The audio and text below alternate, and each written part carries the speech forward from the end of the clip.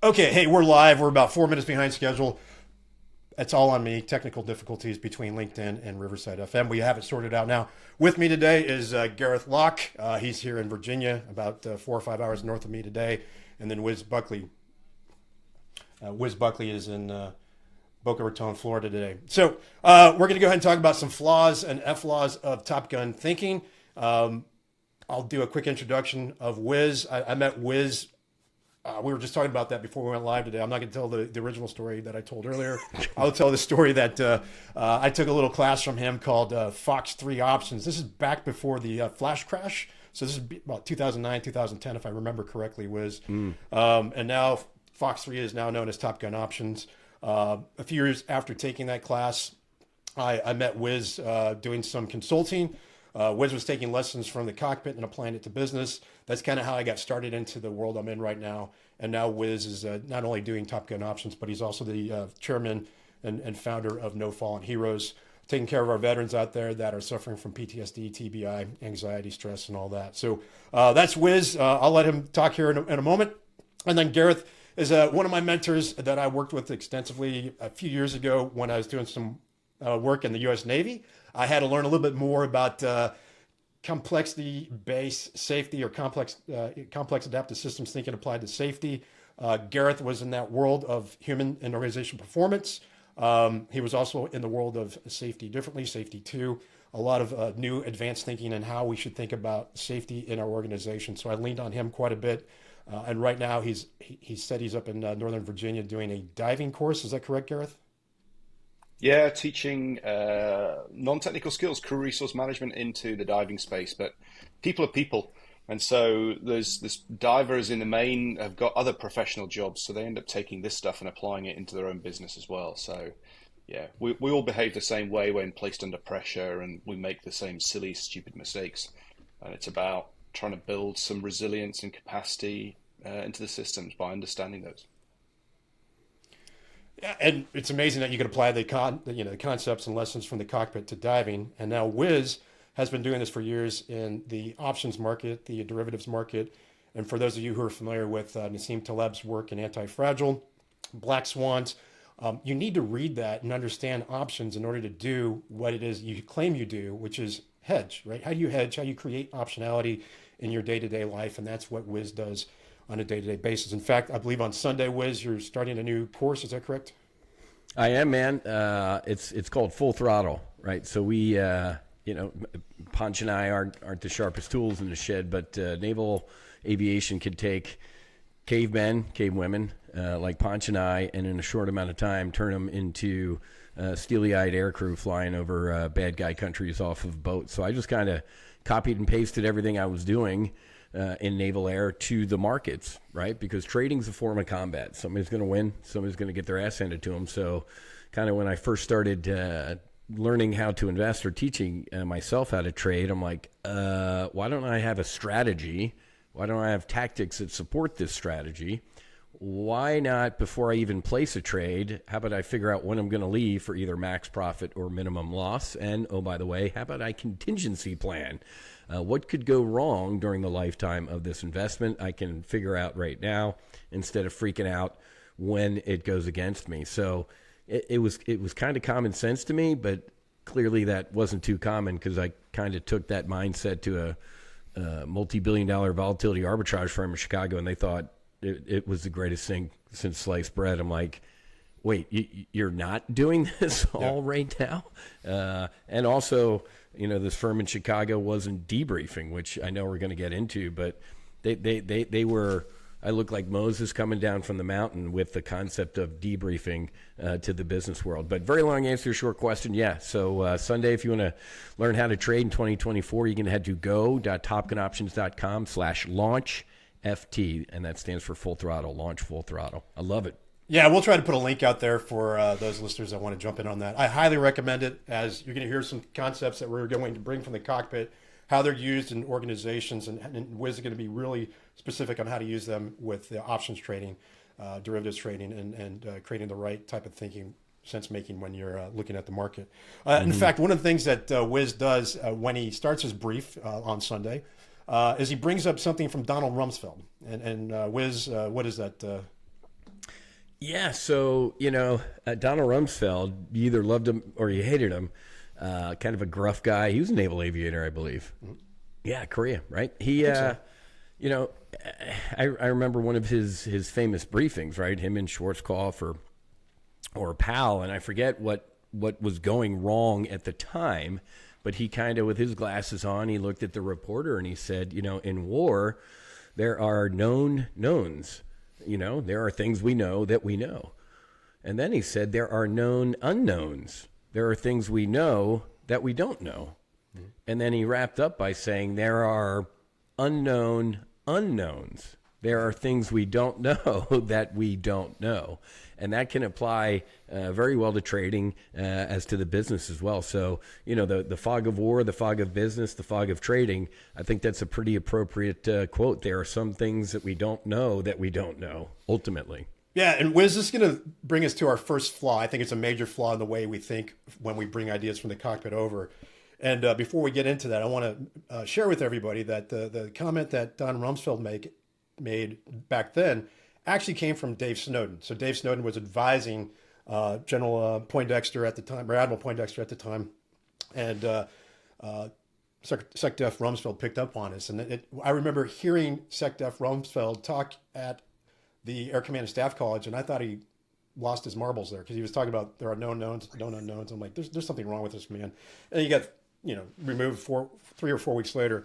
But anyway, this brings us to one of the biggest flaws in Top Gun thinking, and that is the idea of closing the gap between where you are today and an unknown in the future. So a lot of folks talk about this as a high definition destination. They use SMART goals. They try to use everything they can to define this future perfect end state, this utopia, and work backwards from that. Now, this does work in some contexts, and there are some great contexts that we had in fighter aviation where it worked quite well.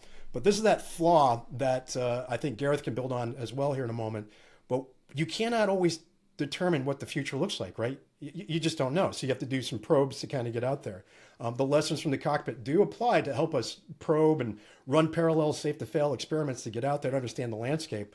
But one of the ways I can, I talk about this is, that you want to go out there and you want to land your aircraft, but you don't know where the airport is. There's only one airport out there and you don't know where it is. It could be 100 miles from you. It could be 5,000 miles from you. Do you want to take that risk, right? So you can't define that. And then something else that happens when we try to define a future high definition destination, a SMART goal or anything like that in the land of unknown unknowns is we try to force everybody to be aligned to that, right? And the problem with that is if you're all aligned to an imaginary future state, you're blinded to all the things that are around you, right? You might find something that's novel that you can really amplify and learn from, but because you have to have alignment to this imaginary point that's way out there, companies don't adapt to novel situations. So that's one of the flaws that's out there. And Wiz, when you talk about tactics in complex markets, you're actually talking about known knowns. A bull call spread is a known tactic. It's a known thing. Correct. Right? But the bigger picture, and I want to come back to how you do your daily briefs, is you're talking about the unknown unknowns out there, right? And can you walk us through how you do your daily briefs and why people push back on that type of approach too? Yeah, so again, copy paste from the United States military. I call it SOT, strategic, operational, tactical. Most folks trading, if they trade by themselves, they wake up in the morning, they put their bunny slippers on, they drink some coffee, and they listen to a bald guy that looks like Khrushchev, Jim Cramer, and okay, what's Jim say today? And maybe that's what I'll trade. They're very, very tactical, right? They don't know what they're doing for lunch, let alone what they should be investing in a couple of years down the road. So in our live trade briefs at Top Gun Options, we use SOT, strategic, operational, tactical. So the first, depends on what's going on in the world, first 5, 10, sometimes 15 minutes of a Top Gun Options live trade brief, we pick up the binoculars, we roll the radar range out, and we look at what's going on around the globe first, right? What's going on militarily around the world, what's going on economically, politically, because that can potentially impact our market. So strategic level. Then we kind of peel the layers back from the onion, and then we get operational. we take a look at what's going on in the United States, what's going on with Jerome Powell and the Fed, what's going on with interest rates, what's going on with earnings, what's going on politically. So we kind of we take a look at the United States, what's going on, because all of those things impact the market. From politics, if you don't think politics impacts the markets, you're a fool. So after we do S, strategic, then we do O, operational, then and only then can we get tactical. Most folks, like I said, wake up in the morning and they're very tactical traders. They want to get right in and start trading. As a matter of fact, Sunday, I guarantee you, when we kick off our full throttle training, I'm going to start SO, and people are going to be like, where's the trades? Aren't you going to talk about trading? And I'm like, okay, I'll click on their name and I'll throw them out of the room, because they just don't, it's not even worth my time to keep going. They're going to be very frustrated. A lot of people sit at the end of the dock like a big fat walrus saying, feed me fish, feed me trade ideas. I'm like, no, man.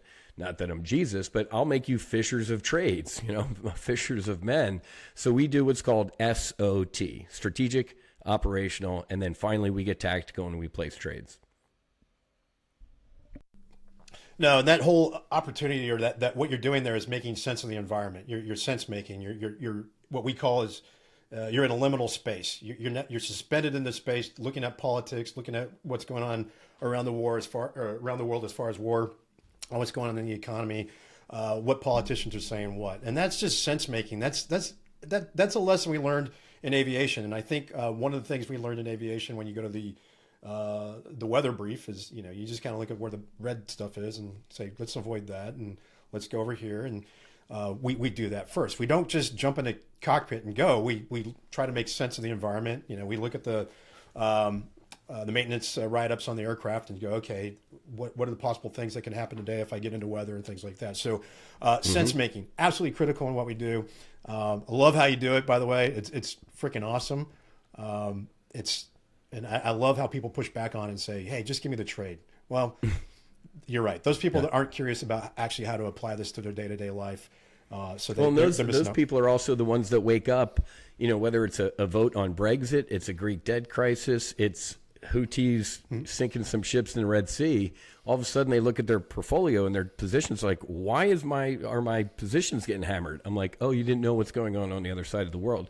For as large as this world is, it's freaking small, man. Yeah. And these things are mobile fright devices or excitement devices, right? So it's pretty funny that the same people are like, just give me trades. And I'm like, you don't want to know what's going on the battlefield. You just want to sit here, with your rusty bayonet, knock yourself out, man. And those, as you know, Ponch, whether it's a tactical organization or a tactical trader, you can't do that forever. You burn out. Right.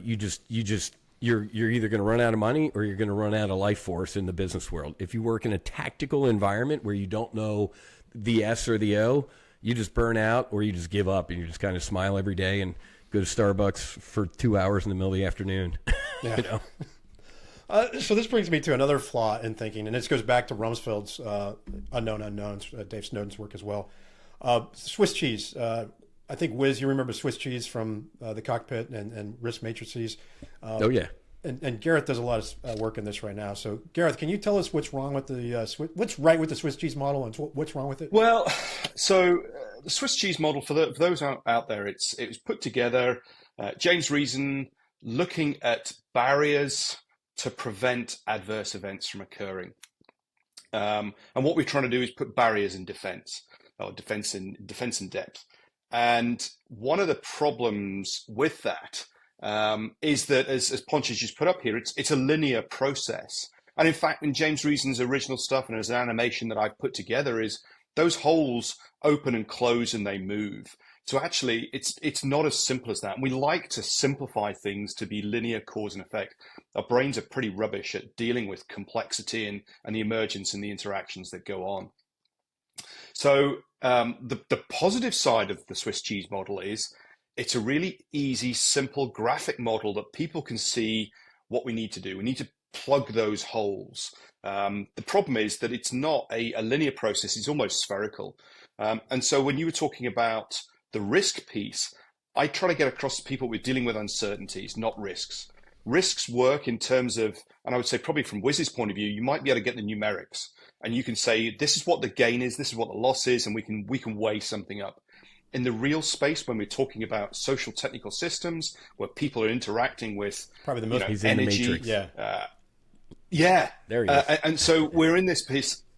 Is this bit that actually we've got to reduce the amount of uncertainty. So you talk about the weather brief. It is like, okay, so where's the places I don't want to be? This is where I want to go. So there are some benefits to the Swiss cheese model. The downsides of it is that it is a linear process, and we want to categorize stuff. And the US government and lots of other organizations then built something called the Human Factors Analysis Classification System that sits in effect on top of the Swiss cheese model. And the problem with that is, there we go, just like that. And in fact, if Ponch opens up, you'll see all of the nano codes that sit inside of that. Mm-hmm. And the problem is when you start to attribute codes, the real world doesn't fit like that. So you either shoehorn something in to a code that doesn't fit, or you create a whole bunch of other codes. So now you end up with 100 codes, 150 codes, 200 codes. People can't remember what they are, so they just shove them in the easiest one. And so we end up with the wrong attribution to the event that's there. And in a complex space, we don't have cause and effect. We have emergence, success and failure. And it's deviations, these sort of little nudges, that can take us somewhere else. So going back to Whiz's point about strategic, operational, tactical, is you can pick your point way off in the distance, and you can bounce and navigate and make your way to that end point. You've got to know roughly where it is. It's never going to be an island in the middle of nowhere, but you're trying to get on a trajectory. And in a complex space, we're trying to make our way in that trajectory, not in the absolute. Human factors, analysis classification system, it's a great thing for organizations to start to categorize and start to supposedly trend stuff, but operators don't need trending information. They need context-rich stories. Yeah. And those are a very different way. So how you tell stories and how you learn with an organization, very different needs for the stories. Loads of context for the operator. The organization needs trajectory distanced, and to a certain extent, you can use data to help you get there. Yeah, so there are a lot of safety lessons that we pulled from naval safety, and we try to use in organizations. It's very useful. It's very good. But again, it's context specific. It has bounded applicability. HVACs, you and I discussed this a few years ago. We still see people trying to use that. We believe there's something better out there that we can use in complex environments. But it's not to say to throw that out. It still has some value, some merit, right? It's understanding its limitations. What do you want to do? Do you want to count things, or do you want to learn?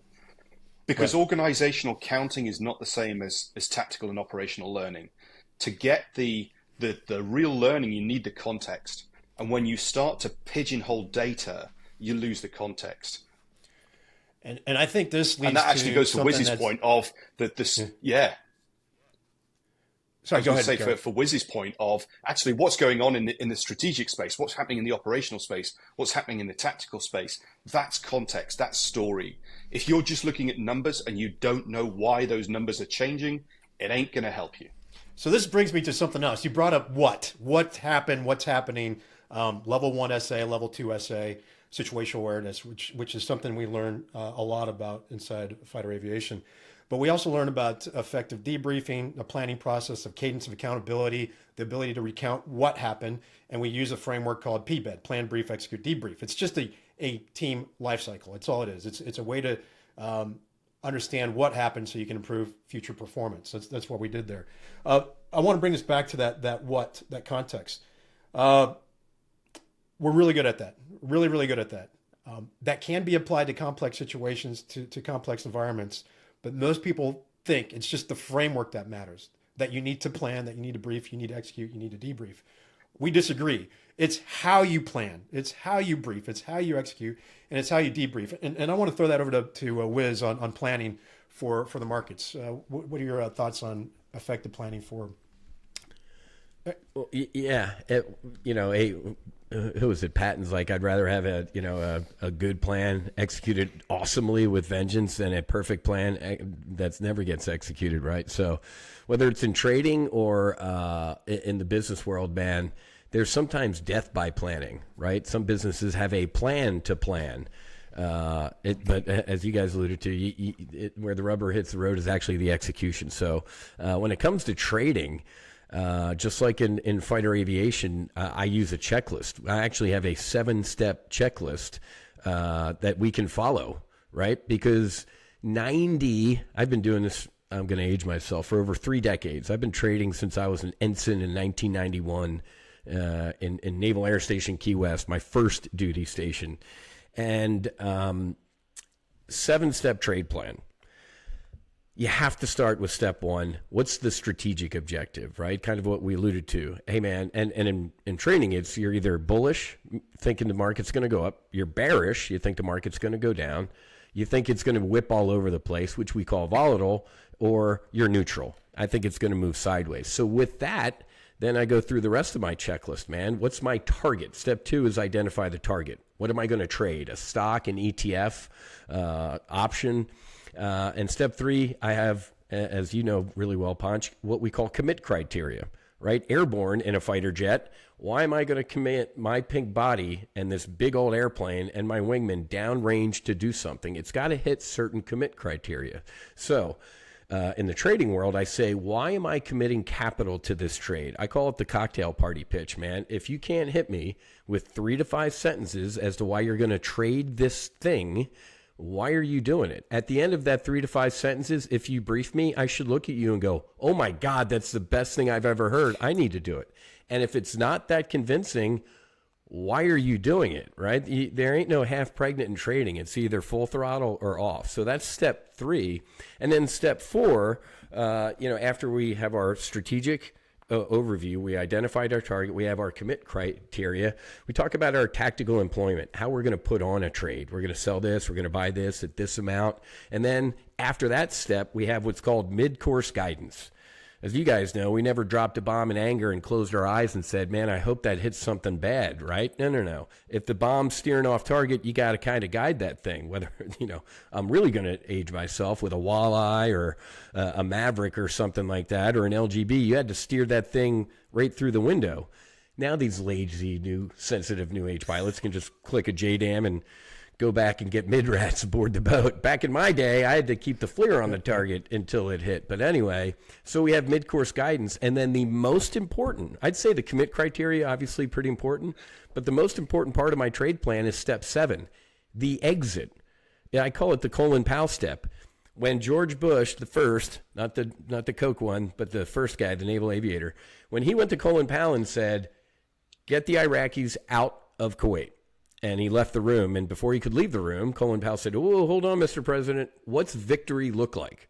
Before I even send one U.S. troop there, when are we leaving?" He was a Vietnam, platoon guy, second lieutenant in Vietnam, and he saw the shit show.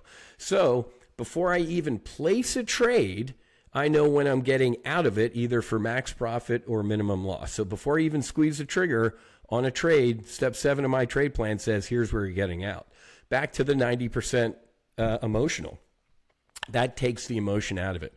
Ponch and I probably can count on 2 hands how many guys or gals we knew who kind of stretched it a little bit too far, right? Well, I know the book says to do this, but and then boom, either landed short or, hell, man, when I was at a instructor in 101, there's a kid that overflew North Island, single engine, to get back to Miramar. Why?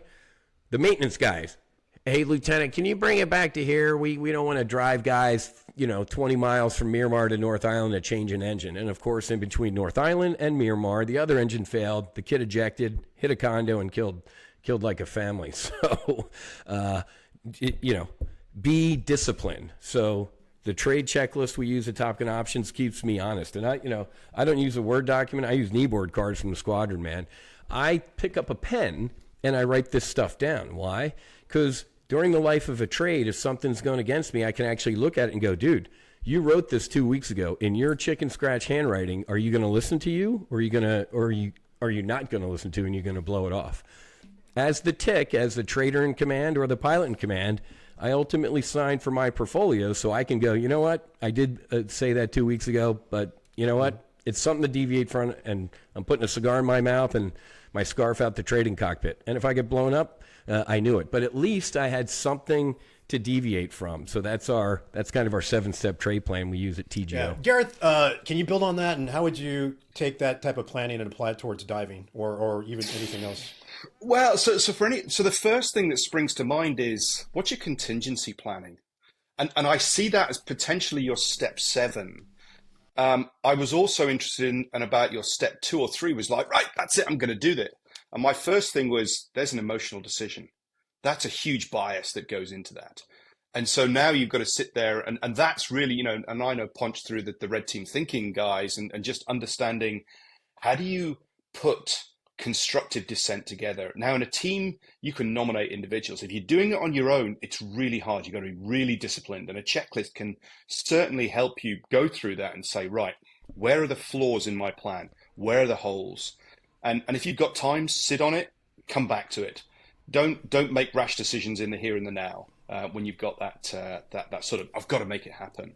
I would say that's the big thing, is look for contingencies, look for holes.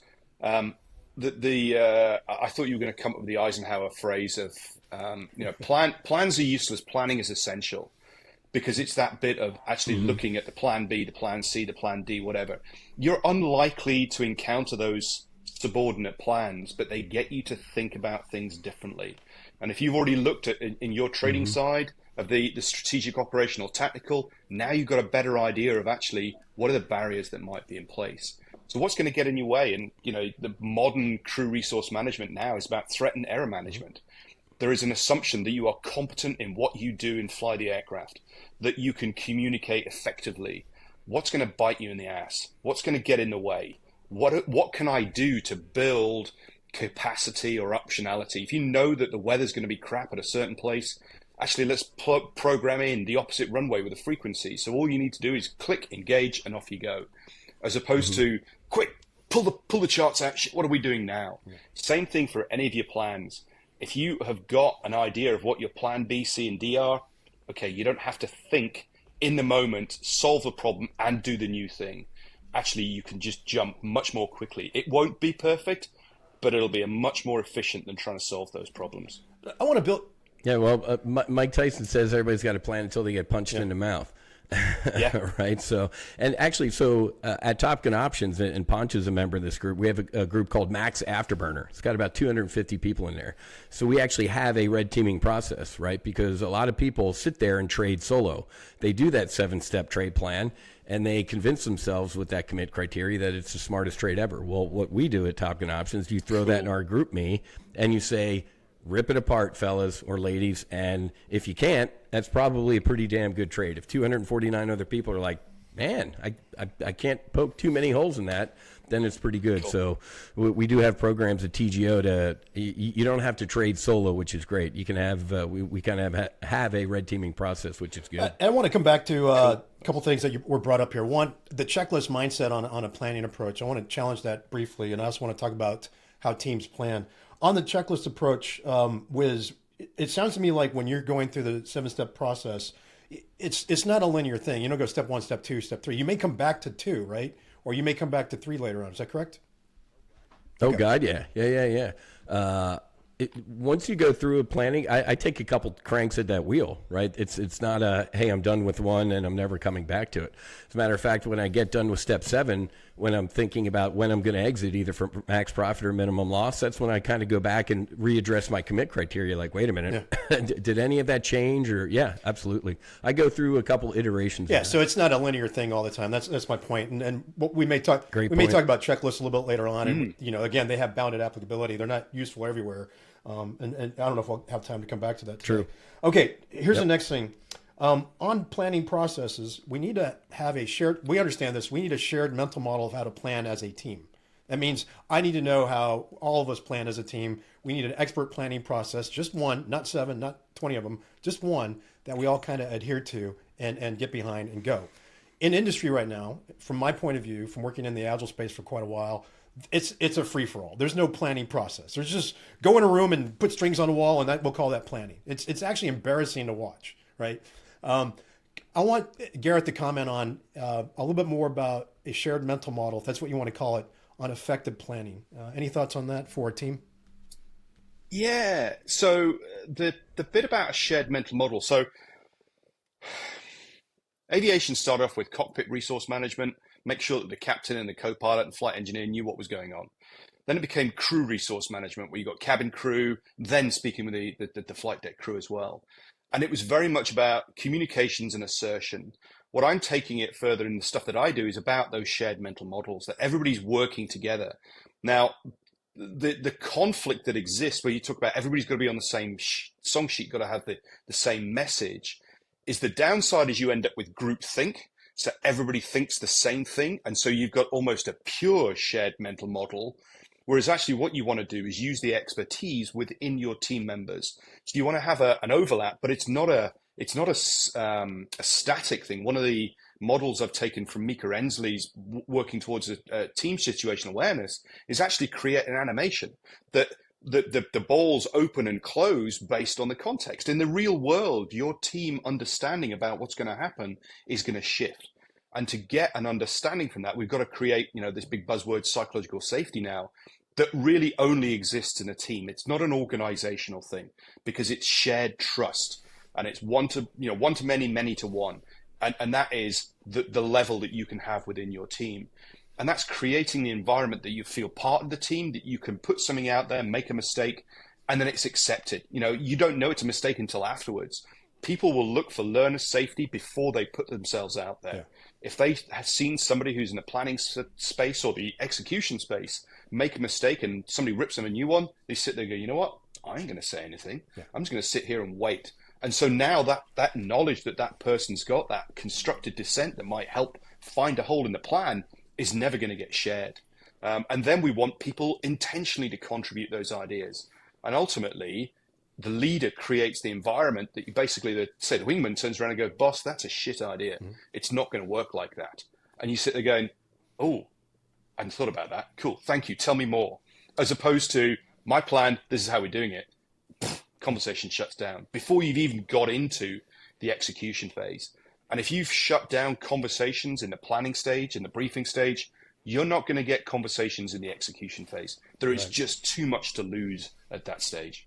Yeah, you brought up something about a little bit about diversity, cognitive diversity, and I don't want to get too political here, but there's something very powerful about the lessons we learned in the cockpit, and that is we're all different. We all come from different backgrounds. We can create psychological safety. In fact, if you look at where Amy Edmondson did a lot of her work, she did it in healthcare organizations, surgical teams that were trained by aviators, right?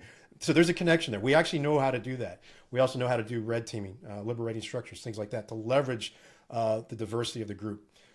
That's not what's happening in a lot of industry right now. They think that just throwing a bunch of cognitive, diverse people at something is going to fix it. No, it's not. It actually, you have to have some type of process, a tool, a technique that leverages that, mitigates some of the biases, and pulls, divergent and convergent thoughts.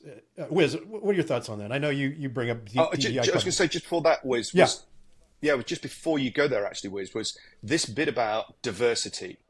Often it's about surface diversity, veneer diversity, race, color, creed, gender, age, whatever. Irrelevant when it comes to being an effective team. Because you can have a surface diverse team who all think the same way.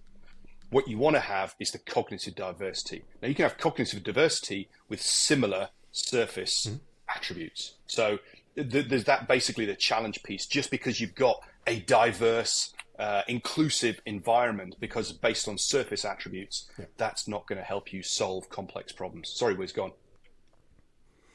No, man, you nailed it. I don't want to get too political, but I can't even believe you have to say it. I don't want to get too political in front of a topic like this, whether it's in trading, in combat, it's in business. It's about winning. It's about putting the most qualified and who can get the job done. Yeah, so I'm going to bring it back to the leadership lessons, the teamwork lessons, and the how do we leverage cognitive diversity. This is an amazing conversation to have, and I don't want to lose anybody on this. What we bring from the cockpit is something known as mission command. We understand how to do that. We understand how to ask probing questions. We go through a process, and Wiz was part of this process, and that is it's an apprenticeship process, right? You go through level 1, 2, 3, 4, 5. Yeah, right. And it's a process of leadership. How do you do these things? How do you plan? How do you lead a brief? How do you lead a debrief? How do you bring people together? How do you ask these probing questions? How do you create psychological safety, which I'm sure we'll talk about when we get to debriefing here in a little bit? How do you do that? And that's why when we suggest you look at what we're going to call Top Gun thinking, lessons from special operators and so forth, you bring these lessons over and they're scalable in your organization, right? It doesn't matter if there's 3 white guys telling you how to do this. This is how the science works, right? This is what actually works for you. And it's another reason to look at fighter aviation, Top Gun aviation, special operators, to understand how do we leverage cognitive diversity? How do we create a psychologically safe space? How do we create that confidence to actually challenge assumptions and have that respectful truth over artificial harmony that we talk about? Okay, I want to move along here. We talked about checklists briefly. Let's just hit on that. Checklists. I think there's an overuse of checklists in industry. This is a flaw. People try to put a checklist to everything. Gareth, any thoughts on that? Yeah, checklist is there as a mental prompt for a skill that you might forget. Fundamentally, we've got system 1 and system 2 thinking. The system 1, the fast thinking, low cognitive overhead. What we're trying to do with a checklist is reduce the number of errors that occur because of that. Often what I see is checklists are used as a liability transfer tool from the industry to reduce the amount of training that's required. Fill out that checklist. It's got 30, 40 lines in it. Nobody's going to do that. Invest in the training. And, this whole thing about behavioral economics, if it's difficult to do, people won't do it. They'll find a way around it. And, if the organization is not giving people enough time to execute the pre-job task, start up the digger, the drill or the aircraft, people will find a way around it because you're rewarding those people for the outcomes. Mm-hmm. Checklists are a tool that require a social environment to work. And that social environment is based around fallibility. The reason why the World Health Organization Safe Surgical Checklist worked in reducing mortality by 43% and complications by 38% was because the hospitals empowered the scrub nurse to stop the operation if the checklist wasn't being done. And there were stand-up arguments between hospital management and surgeons who go, I know what I'm doing. Really? And something from tail end of early 2000s, Atul Gawande, the guy behind the checklist manifesto, he did a survey with some surgeons, said, right, you're ill, you're going into a hospital. How many of you would you like the surgeons to use a checklist before they operate on you? 94%. Okay, that's cool. How many of you use a checklist in your surgical theaters? 20%. So basically saying, I'm perfect, they're not. Mm-hmm. That's what that number says. But actually, you go and speak to those, predominantly in the aircrew space, the nuclear space, they recognize I'm fallible. And this is to slow me down and trap the errors that are there. And there is a science behind writing checklists. Yeah. And you can just go Google Degani and checklist design. And in effect, what you're talking about, 5-line items, 5 words for a checklist. If it's more than that, create a new block and then move into the next transition piece. But there is a skill. There we go. So, Whiz, we had these in the cockpit. We had to memorize quite a few things out of them. But there's a note that we lived by or lived through in NATOPS. You remember that note about head work? Well, the first page of that checklist, Ponch, probably says nothing in this book takes the place of good head work and judgment of the pilot in command, right? So anything in here, if you want to deviate from, knock yourself out, comma, you better be right. If you're right, you'll get a medal. If you're wrong, you're going to get clipped. They're written in blood. That's what we were told, right? There's a reason. You have warnings on, don't drink the Clorox in your washroom, right? Somebody did something stupid. Yeah. Yes. So that's it. We have some questions popping up I want to get to. Before we do that, I want to move over to debriefing. And, I think the group here is pretty squared away when it comes to effective debriefing and what that's like. But I think there's another level we can take it to in this conversation, and that is some connections to psychedelic-assisted therapies, which I'll ask Whiz to talk about here if he wants to in a moment.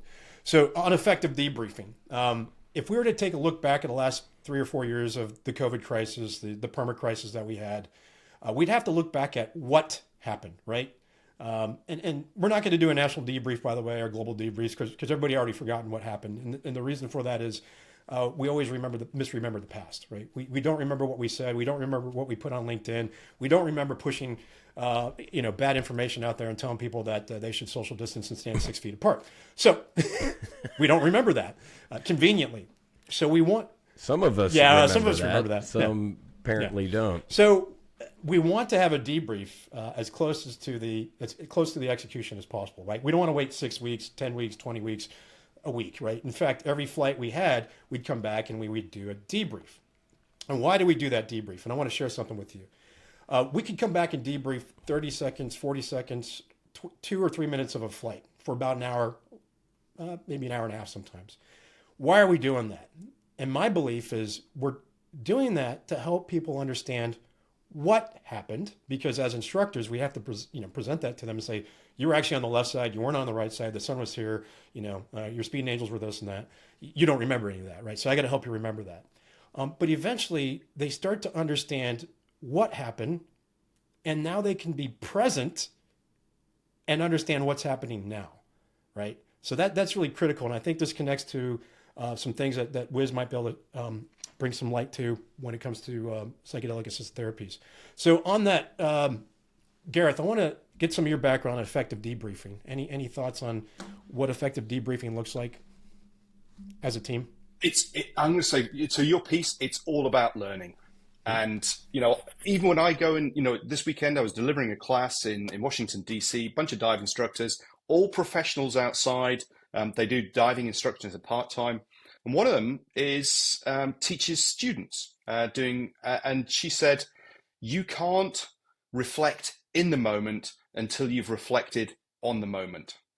So it's that bit of actually the need for a post-event debrief to understand how it made sense for you to do what they did allows you to prep for the next time so that you can make the decision in the moment. And that links between that whole sort of naturalistic recognition prime decision making and the pattern matching that happens.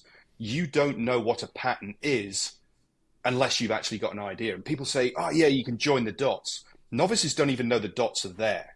So what do they know to go looking for?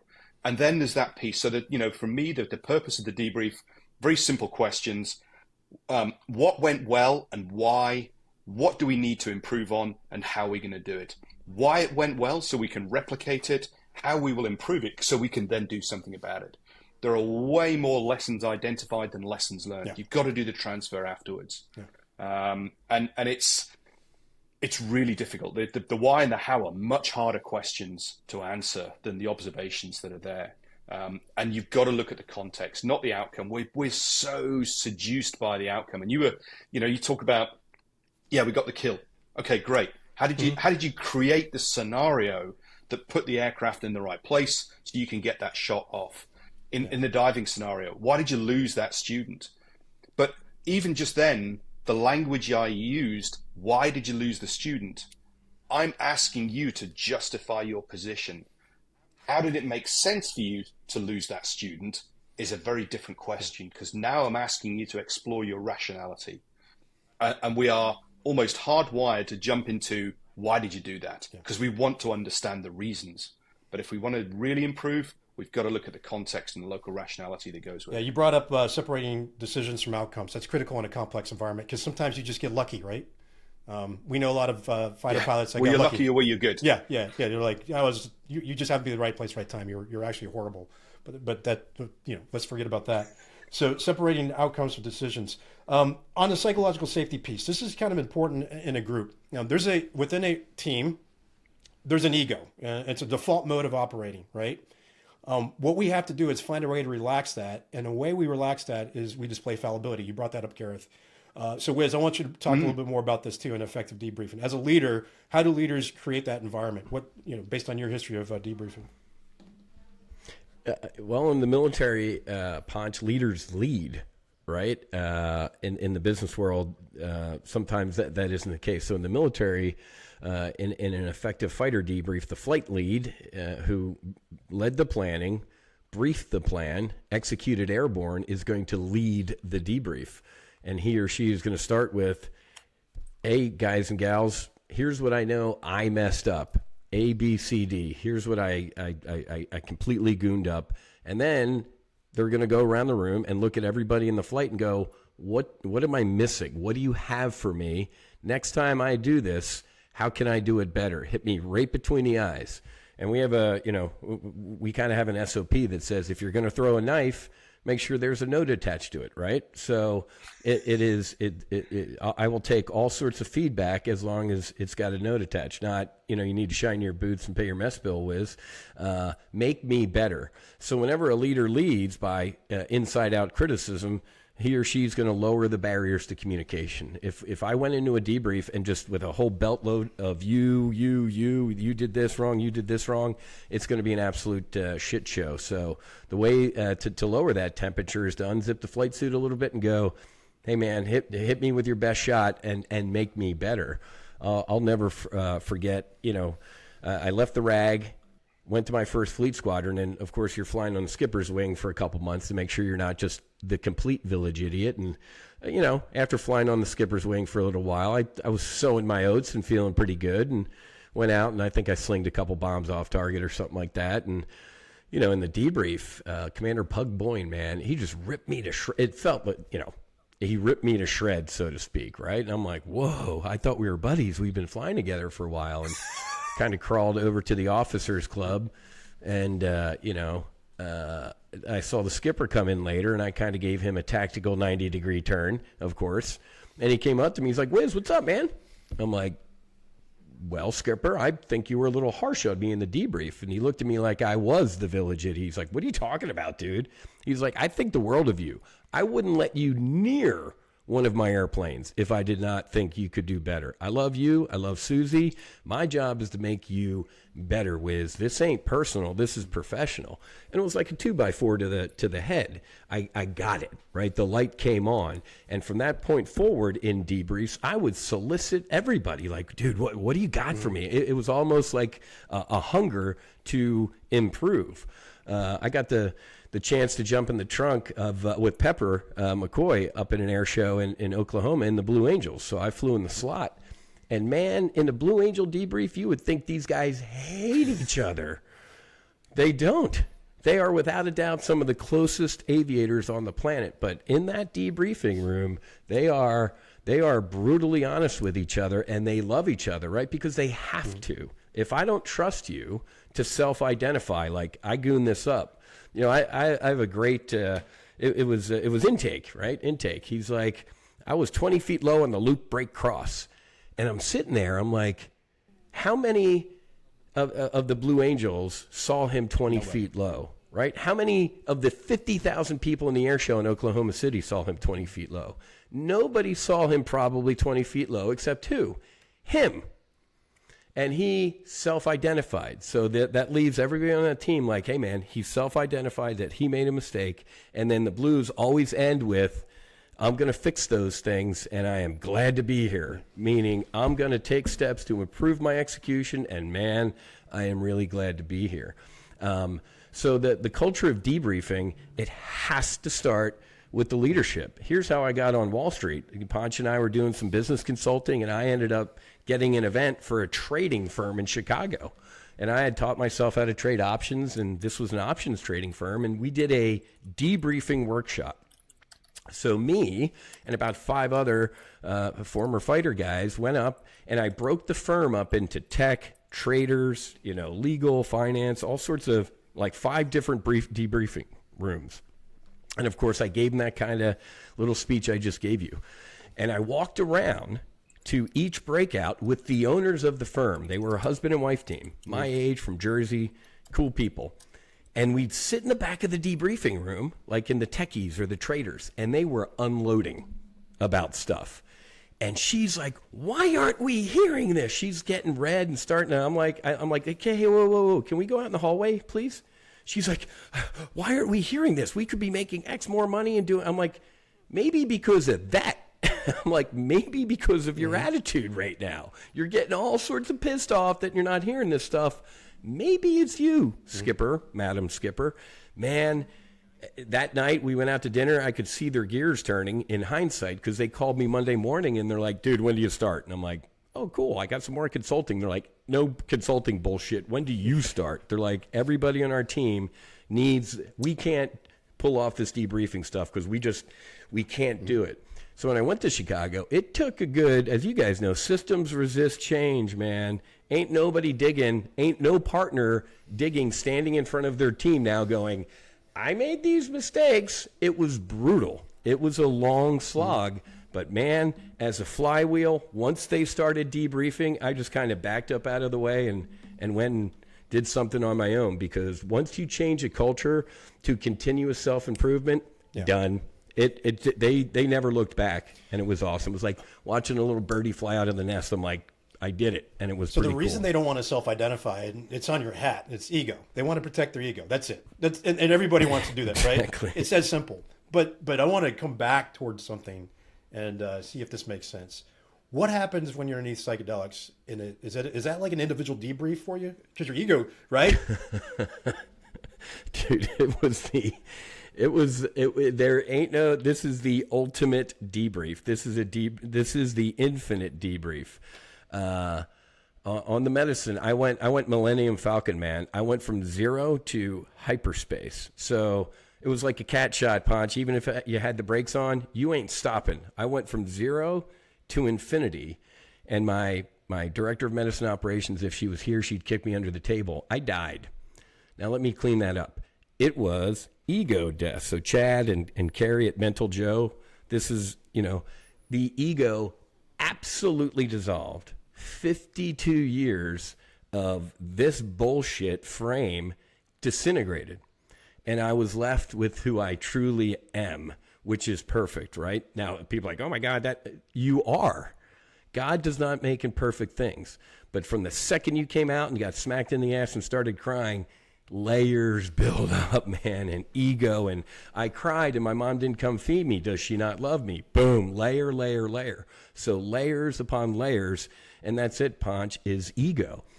I'm the senior VP of XYZ. I'm not going to admit I made any mistakes. Well, guess what, dude? Every team member in this room knows you gooned up. You not admitting it, you're wasting an hour of our time sitting here as we all can't say what we want to say, right? So ego death on psychedelics, I came back a completely different human being, right? The being able to have no ego, but ego's good in some respects, right? I mean, I know I can kick the shit out of anybody in a dogfight. There is a certain amount of ego that's required, fight or flight, right? There's a lion, run, Whiz. You can't be just completely egoless or you're going to get destroyed. But the psychedelics helped destroy and build me back up as not a completely different person. I was the same person, but with a different shell. Well, you get to go back and visit things that happened in your past and see them from another light. Is that correct? Oh my God, man! Is that not the same thing we're trying to say when we say effective debriefing? You want to go back and look at what happened to reconstruct things. Right? So, whatever word you want to use, I choose to use the word God. That's where I am. But you can use the word source, creator, universe, truth. Even the most agnostic or whatever people, at least with medicine experiences, are like, I'm not going to call it God, but that was something massive. I'm like, okay, dude, I'm going to stick with the word God. But God kind of had me under his arm, and as Ponch said, showed me. It was almost like it was a video debrief, Ponch. It was this camera that allowed me, sitting with my flight lead, God, to look at some childhood trauma, to experience my sister who was killed by a drunk driver when she was 19, my dad, a bunch of buddies who've mourned along the way, 3 suicides. Man, I rewatched the flight, to Ponch's point. I got to stop tape a couple times and look at it. Not as a member of the flight, but a member just like in the tax range in the back, like, wow. And see my life from a completely different point of view. And it was without a doubt the most therapeutic event and healing of my life, and more or less destroyed that whole thing. Yeah. So what I believe is happening when we talk about using the OODA loop to look at the ego, the way we perceive reality, we push that down. We get access to more novel things. We get to see things like a snow globe, and I think that's what you experienced. Is your world was shaken up. You got to look back at everything from a snow globe perspective. Reconstruct. Great analogy. You get to reconstruct how those things fit together, and you create another ego. You're recreating your ego, really, right? So what do we try? Yeah. It was built up to not be so defensive or offensive. Actually, it was to be more empathetic, caring, and compassionate. So my belief is the way we talk about effective debriefing and what happens to you underneath the medicine are the same, right? It has to be. It's a fractal. And then we talk about this all the time. So if what we're saying works for a team, it should work for an individual, right? Yeah. Correct. Yeah. And that ego death is really providing you that psychological safety to revisit the past to understand what happened to reconstruct your new reality.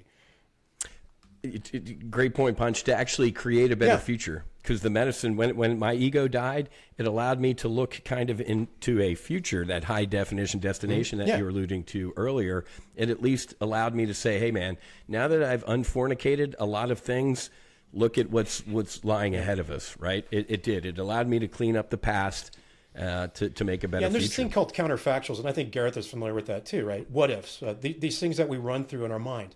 What happens when that ego breaks down is we can actually talk about the what if scenarios, because like when I'm debriefing with my kids about their basketball game, I talk about, hey, let's take a look at this video and talk about what ifs, because now we can see it, right? I'm like, what if this happened? What if that happened? They can start to see new things, right? And that's what we can do in a debrief. And I believe that's what happened to you underneath the medicine as well, as you got, what if this happened? What if that happened? What if this?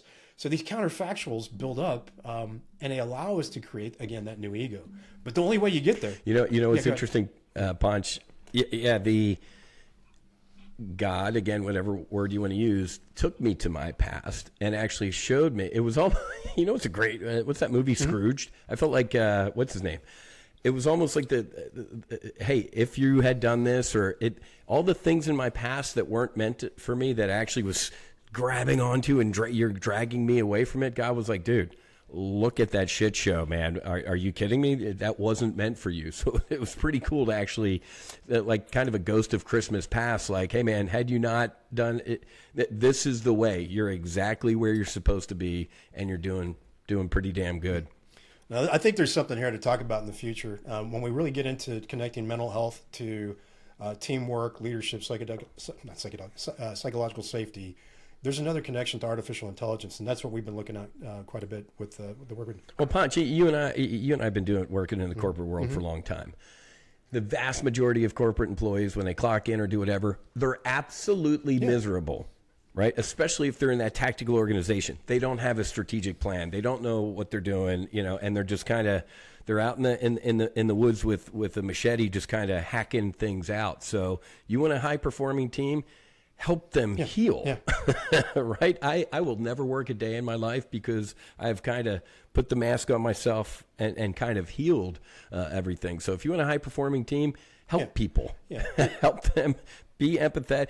Psychedelics aren't for everyone, but man, I will tell you, if you're looking for a radical scrub, these could potentially help you out. And looking out into the future, maybe 6 months from now, MDMA should be approved for legal therapeutic use here in the United States, which should save a lot of lives. So I want to get back to the point here. The point is there's a lot of lessons you can learn from former fighter pilots, former Top Guns, about how effective debriefing works, how planning works, how to create sense-making capabilities in your organization, how to increase the information flow to get to safety in your organization as well.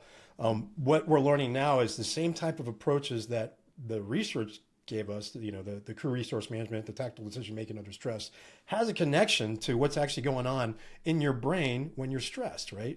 So this is what's fantastic about this is my belief is now more than ever, as we get into this seculum, as we go into this fourth turning, we need something. Our nation, our world needs something to heal with, right? Whatever that may be. And my belief is it's people like us that came from a crew concept, that came from a high-performing team that understands some of these things. We can help your organization succeed, and we can actually point you to people that can help you overcome, PTSD, TBI, and things like that. And again, it's not always psychedelics. It could be something else. So with that being said, we've got a couple questions I want to get to, unless you have anything you want to share, Gareth or Whiz. The only thing that I would just add was where Whiz was talking about the debrief and standing up and being, just totally frank with what's going on and focusing on the actions, not the individuals. And it goes to the shared trust that happens within the team. If the leader stands up, or if any of the other team members stand up and they don't talk about something that others spot, that's it. Trust is gone. So if you know that, that you've screwed up or you've done something and the others in the team know that you've screwed up, but you don't talk about it, that's it. It's gone. So that's a critical thing. So yeah, own the mistakes, not just because it's about creating that environment to share them, but because it's a shared thing that says, if you can't talk about that mistake, can I trust you in the next activity that happens? Yep. Boom. But, Ponch and I talked about this when we do business consulting. I jokingly say a debrief is like Vegas and church. What goes on in the debrief should stay in the debrief, but it's a church-like atmosphere where you should be able to get everything off your chest. The only thing technically that should walk out of a debriefing room is the lesson learned. Not, Ponch screwed up, but he said he's going to fix it by doing this. It's like, no. This is what happened on our flight or this product launch. These are how we're going to fix it. Ain't no names attached to it, man. So a debrief should be Vegas and church. Let's get everything off our chest, and we're going to get lessons learned that leave. It's not who's right or wrong. It's what's right. So that's the product. That's the deliverable that walks out of a debriefing room. Ain't names. It's improved execution. Hey, we'll go ahead and wrap up here in a few minutes. We do have a couple questions. Cool. Number one question is about Boeing. What are they doing right? What are they doing wrong right now with regard to the door falling off the 737? Well, Ponch, it's tough, right? I mean, you got to give the CEO a little bit of credit for saying what? We're going to be honest and we're going to be very forthright and everything like that. If you're a CEO and you have to lead with, we're going to be honest and we're going to be open, you haven't been before. So I get they're in like a weird PR place, but the last time we had some Max fiascos, some of the emails that came out, I forget the exact quote, some engineer wrote like, the Max was designed, do you know it? What is it? Designed by clowns or something like that, or yeah, designed by clowns, managed by what I was like, oh my God. So, you know me, Ponch, I use this line often and I'll use it here. I'm bipolar and so am I. I think like Whiz, hey man, here's what you need to do, X, Y, and Z, and Boeing's an absolute shit show. But I'm Gordon Gekko, man. Or since that's a way old reference for a lot of young people, Wolf of Wall Street, Jordan Belfort, right? Maybe that's a newer movie people have watched instead of Wall Street. It's got a government put underneath it. It's a government, it's a defense contractor, folks. Boeing ain't going out of business. We've seen these cycles before. COVID, Boeing, nobody's flying.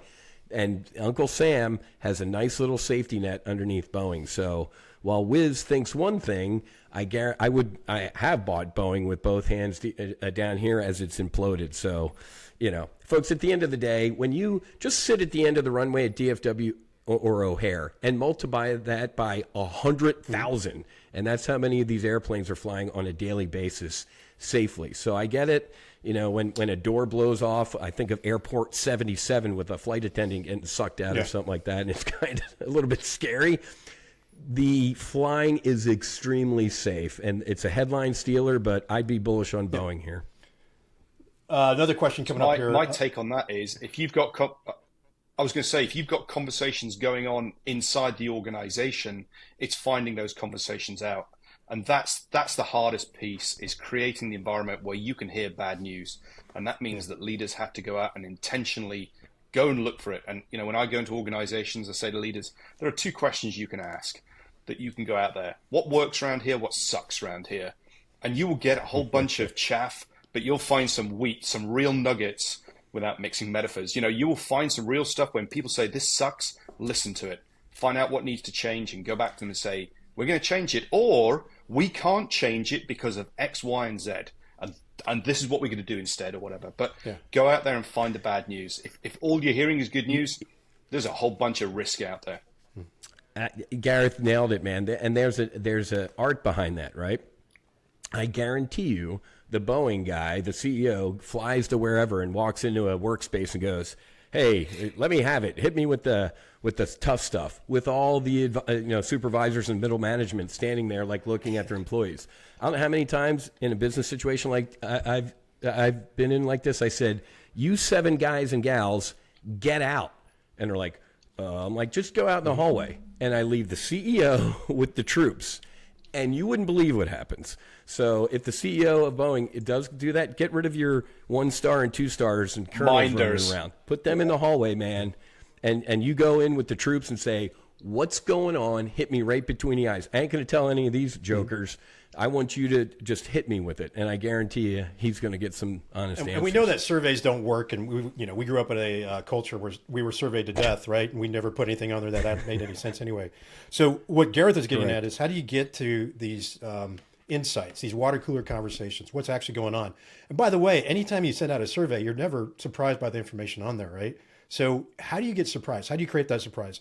There are actually techniques we use now, and we coached this to the Naval Safety Center a few years ago, and that is using sense-making devices. Tell me a story, and then self-signify against it. So again, lessons that are coming from not necessarily fighter aviation, but from DARPA in this case, to help understand what's going on in your culture when, what Gareth points out, when everybody's telling you the great stories, not the bad ones. Okay, I got another question here. Going back towards, ready for this, Whiz? Bud Light. Jeez. Yeah. What's the question? What did they do right? What did they do wrong? And we're going back, 9 months now? They didn't do anything right. I stopped trading them. Well, here's what they did right. They sucked, and I printed money off of Bud Light not doing right. Because Bud Light is kind of seen as football, NASCAR, America. Gotcha. And it exploded in their face, right? So the stock tanked, it got destroyed. There was a conservative boycott. I think what they got wrong, to answer Ponch's question immediately, is getting involved in social issues, right? I love Jamie Dimon, man. He's finally, JP Morgan CEO, he's finally coming back to, I'm done with all the extraneous stuff. I have a fiduciary duty to my shareholders, right? But let's get back to Bud Light. The CEO on repeated occasions kept saying what? Buck stops with me. I'm accountable. I'm responsible. I'm accountable. I'm responsible. I'm like, and as naval officers, we kind of know. So if the commanding officer of an aircraft carrier is sleeping on the treadmill, eating with his sailors or in the reactor, and the ship runs aground, she or he is fired. Well, and then civilians would go, well, she or he was in the reactor eating or sleeping or on the treadmill. And as the admiral relieving the skipper, I'd be like, well, then I guess you should have spent less time doing those things and more time doing teaching people how to drive the boat. So in my opinion, that guy needed to be, if he had any shame, he would have said, I'm gone. And let me take the heat out of this. And he didn't. And it was like Steve Austin, the crash down the runway, it kept spiraling. You cannot sit there and say, I take accountability for this, and it's like Seinfeld. Anybody can take a reservation. It's the keeping the reservation. Anybody can take accountability. I fully take accountability for this. And hundreds, there are so many retailer or bottlers in the South. People got laid off, man. They absolutely destroyed people's lives with this thing. Instead of stepping up and go, you know what, we gooned up, shouldn't have been, in that type of pond. We ain't going to do that again. And it was gray, and they didn't do it. So long answer, short question, Ponch. Zero accountability, in my opinion. I think the dude's still there. I stopped trading it because I'm like, it was too much. I made too much money pounding Bud Light into the dirt, and then I just moved on from it. I don't even know if it's still going on. But no, I think I saw commercials. Unlike the Brewdog guy on there. No, I think it's. I think they. Although they did sign, they signed a contract with UFC with what's his name. So I mean, they are writing big checks to get back into the good graces of folks. But man, stick to fishing if you're a fisherman, man. Stay in your lane. In my opinion. No. All right, hey, we're going to wrap it up there, guys. Unless you have anything else for our audience on YouTube and on LinkedIn. It looks like we have a group on both. This is great. I appreciate your help in running through this to make sure the technology works. Clearly have some issues to sort out. We definitely want to do this again and dive deeper into more of the connections between psychedelic-assisted therapies and debriefing. We didn't get a chance to talk about quite a few things. I know there's other things that may be on your mind, but a quick around the room. Anything you want to wrap up with, Gareth? Nope, loved it. Thanks very much. I mean, it's great. Just the bits that as aircrew, as military operators, that we take for granted that you go into industry and things like TOPGUN as a decision-making tool for people. And they sit there going, how do you make a decision? Well, you could do this. Oh my God, that's amazing. Really? No, it's not. But that's just the curse of knowledge, that we forget how much we've got and how much has been invested in us by the military, by the governments. If you think about how much leadership and team training you've had as individuals, as aircrew, and then going out and operating, most organizations, you might get a day a year if you're lucky. It might be a day every couple of years. Whereas I think back to 18 weeks going through officer training course, nearly 2 years as navigator training, and then every time on the squadron operating, we would have leadership activities going on, and then continuing education that goes on. So actually very humbled in actually how much has been invested, and just make sure we can then share it with others so they can get better. I think it's around $6 million they put into our training. I don't know if that's still true. Wiz, any idea? I think it's about 10. I saw a number from it's a lot or whatever. Yeah, it's got to be at least $10 million probably, adjusted for inflation. There's more where that came from. It's coming, isn't it? Wiz, any last thoughts? Yeah. Anything goes. No, man. Hey, check out the No Fallen Heroes Foundation. If you're interested in potentially psychedelic-assisted therapy, the medicine is not for everybody, but literally on this phone or on this brief, Marcus Luttrell called me. He checks in a couple times a week, man. Okay, let's international audience again. Who's Marcus Luttrell?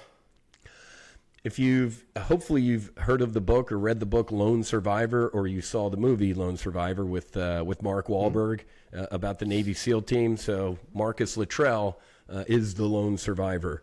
And 3 years ago, me, Marcus Luttrell, JT, Jared Taylor, one of the founders of Black Rifle Coffee, another Navy SEAL, and then an NFL player named Robert Gallery, Iowa All-American, played for the Raiders.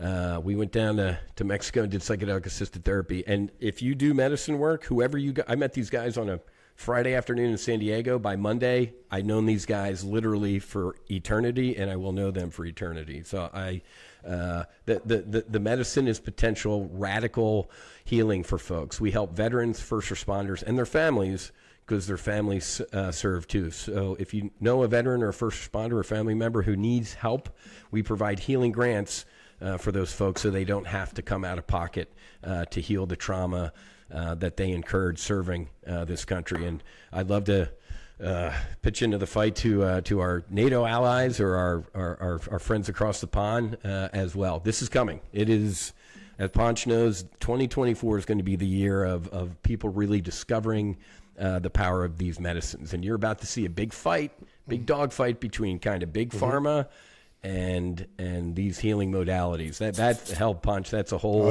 that's a whole conversation. We can actually help them out. Actually, depends on what side we want to pick. But you're right. There you go. That is a great point. We can pick both sides. Exactly. That's what makes a market. Yeah. No, hey, Wiz, Gareth, I appreciate your time today. This has been awesome. We'll do it again in the future. Thank you. And then I'm just going to keep you on the line for a minute once I hit stop on the recording. Thanks again, guys. Appreciate it. See you. Thanks, Ponch.